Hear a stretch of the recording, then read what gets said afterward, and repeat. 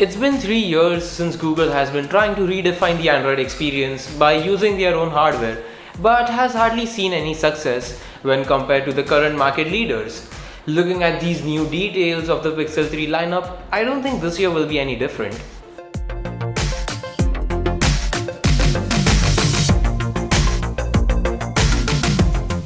Google's unwillingness to understand what it takes to sell a flagship is what's thwarting them.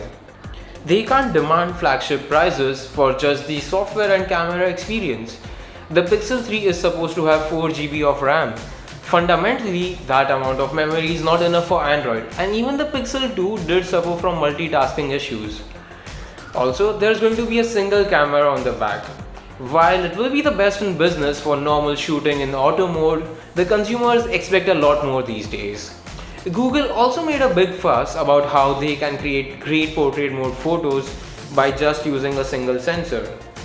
And I would agree to that in 2017. But now, other manufacturers have upped the game by using these extra sensors for added functionality like optical zoom, monochrome shooting, extreme wide angle, etc. No level of software magic can accomplish that. Coming back to the software, if they truly want a mass market adoption of their new phone, they need to focus on more important things rather than just giving security patches and clean, up-to-date Android. Don't get me wrong, those are important too, but does the average Joe care about them?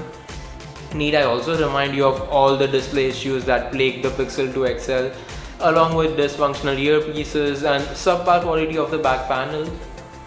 These leaks also very well highlight Google's reluctance to move forward in the Android space.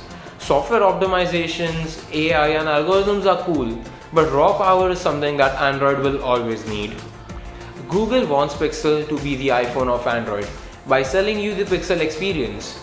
The problem here is that the rules are very different in the Android universe.